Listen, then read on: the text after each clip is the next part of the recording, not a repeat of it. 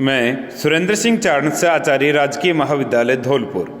आज हम देखेंगे कॉप डगलस उत्पादन फलन की विशेषताएं या इसे लक्षण या कहें गुण। कॉप डगलस उत्पादन फलन Q is equal to A L alpha और K बीटा। Q उत्पादन की मात्रा, L श्रम की मात्रा, K पूंजी की मात्रा, A कुशलता प्राचल और अल्फा बीटा अंश प्राचल। कॉप डगलस उत्पादन फलन अल्फा प्लस बीटा डिग्री का सजातीय उत्पादन फलन है। यदि किसी सजातीय उत्पादन की सजातीयता की डिग्री अगर हमें ज्ञात करनी है तो उसके लिए L और K जो स्वतंत्र चर है उनको स्थिर पद लैम्डा से गुणा करते हैं। तो यहाँ लैम्डा की पावर अल्फा और दूसरे में लैम्डा की पावर बीटा। लैम्डा को उभयनिष्ठ लें तो लैम्डा की पावर आएगी अल्फा प्लस बीटा। तो ये कहेंगे कि कॉप डगलस उत्पादन फलन अल्फा प्लस बीटा डिग्री का सजातीय फलन है। दूसरी विशेषता है कॉप डगलस उत्पादन फलन सभी प्रकार के पैमाने के प्रतिफलों को दर्शाता है, क्योंकि यह है अल्फा प्लस बीटा डिग्री का सजातीय है। यदि अल्फा प्लस बीटा का मान 1 से कम है तो यह पैमाने के वर्तमान प्रतिफल को दिखाएगा। पैमाने का वर्तमान प्रतिफल है कि जिस अनुपात में उत्पादन के साधन बढ़ाएंगे उत्पादन की मात्रा में उससे अधिक अनुपात में वृद्धि होगी। यदि अल्फा और बीटा का मान इजिकल टू 1 है तो पैमाने के स्थिर प्रतिफल को दिखाएगा, और यदि अल्फा प्लस बीटा का मान 1 से कम है तो पैमाने के ह्रासमान प्रतिफल को दिखाएगा। तो वर्तमान प्रतिफल है कि जिस अनुपात में उत्पादन के साधन बढ़ाते हैं उत्पादन में उससे अधिक अनुपात में वृद्धि होती है तो वर्तमान प्रतिफल, उसी अनुपात में वृद्धि होती है तो समान प्रतिफल, और उससे कम अनुपात में वृद्धि होती है तो ह्रासमान प्रतिफल की स्थिति होगी।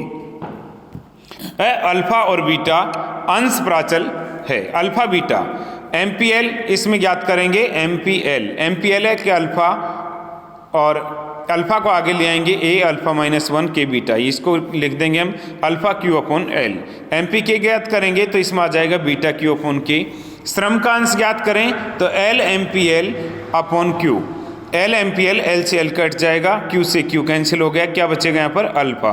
तो अल्फा एक श्रम के अंश को दर्शाता है। ऐसे पूंजी के अंश को निकालने के लिए के एमपी के अपॉन क्यू, तो के बीटा क्यू अपॉन के, क्यू यहाँ क्यू से क्यू कैंसिल, के से के, तो यहाँ बचेगा हमारे पास बीटा।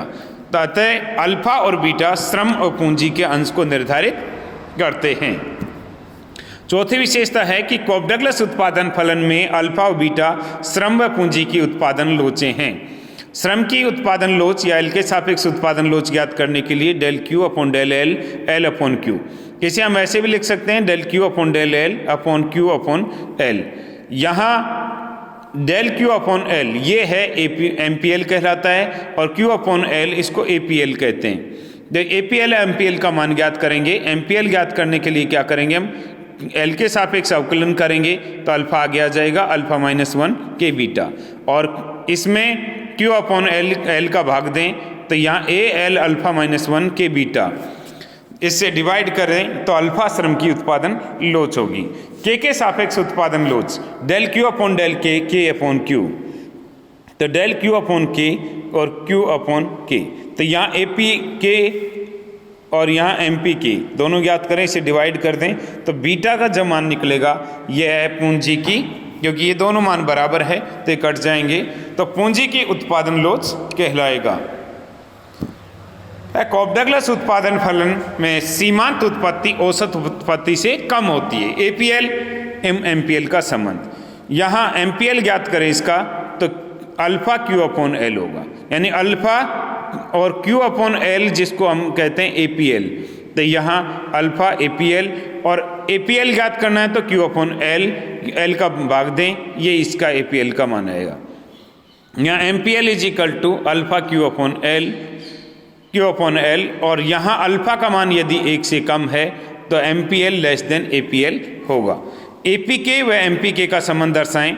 एमपीके यहाँ पर आएगा बीटा क्यू अपॉन के, और क्यू अपॉन के कहलाता है एपीके, तो बीटा एपीके हो जाएगा। यहाँ पर एपीके निकालने के लिए क्यू अपॉन के, तो यहाँ beta MPK is equal to beta APK, beta का मान लेस देन 1 हो तो एमपीके लेस देन एपीके होगा।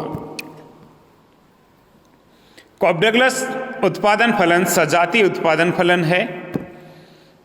इस उत्पादन फलन में MRTS L4 के केवल साधनों के अनुपात पर निर्भर करती है। तकनीकी प्रतिस्थापन की सीमांत दर marginal rate of technical substitution L4 के केवल साधनों के अनुपात पर निर्भर करती है।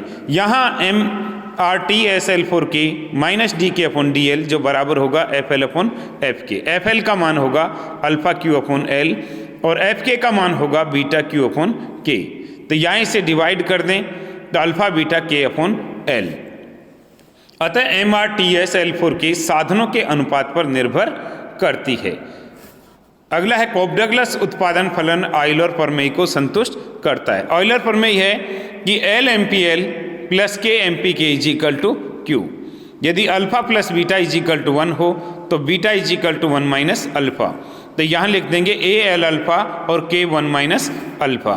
MPL = del Q/del L तो alpha A alpha -1 K 1 minus alpha और MPK के सापेक्ष अवकलन करें तो 1 माइनस अल्फा इधर आ जाएगा AL K माइनस अल्फा। तो यहाँ LMPL प्लस KMPK LMPL का मान यहाँ रख देंगे और KMPK का मान रख देंगे। K से L से L इंटू होगा और K से K तो इसका मान ये आ जाएंगे। तो यहाँ इसके ये Q के बराबर है और ये भी Q के बराबर है। तो Q यहाँ Q को कॉम इंटू कर दिया जाए अल्फा Q और यहाँ से Q और प्लस अल्फा, यहाँ से अल्फा Q तो अल्फा Q कैंसिल हो जाएगा। Q = यहाँ LMPL प्लस KMPK = Q होता है अर्थात कॉप डगलस उत्पादन फलन ऑयलर प्रमेय को संतुष्ट करता है। अगली विशेषता है कॉप डगलस उत्पादन फलन का विस्तार पथ मूल बिंदु से गुजरने वाली सरल रेखा के रूप में होगा। तो यहाँ विस्तार पथ है कि FL/Fk = PL/Pk। FL का मान हमारे पास alpha Q/L beta Q/K = PL/Pk। तो K/L = बीटा अल्फा PL/Pk। तो K ये इंटू हो जाएगा अल्फा। तो यहाँ अतः मूल बिंदु से गुजरने वाली सरल रेखा होगा क्योंकि L का मान अगर 0 होगा तो ये सारा मान क्या हो जाएगा 0 और मूल बिंदु से गुजरने वाली सरल रेखा यहाँ होगी 0 से निकलने वाली। यानी जैसे जैसे हमारा L का मान बढ़ेगा उसी के अनुसार K का मान, अगर L का 0 है तो K का भी 0, L का बढ़ने के साथ साथ K का। इसलिए कह सकते हैं कि ये कॉप डगलस उत्पादन फलन मूल बिंदु से गुजरने वाली सरल रेखा के अनुसार होगा। कॉप डगलस उत्पादन फलन का समोत्पत्ति वक्र मूल बिंदु के प्रति उन्नतोदर होता है। इसे सिद्ध करने के लिए हम करेंगे FL का मान ज्ञात करेंगे, FK का ज्ञात करेंगे। dk/dl = -FL/Fk। तो -FL अल्फा Q/L और बीटा Q/K। यहाँ अल्फा बीटा K/L <0 यहाँ पर इसे वापस पुनः अवकलन करें तो माइनस अल्फा बीटा को कॉमन ले लिया, L को स्थिर रखा, K का dk/dl, फिर माइनस K को स्थिर रखा, L का अवकलन किया 1/L² का भाग दे दिया।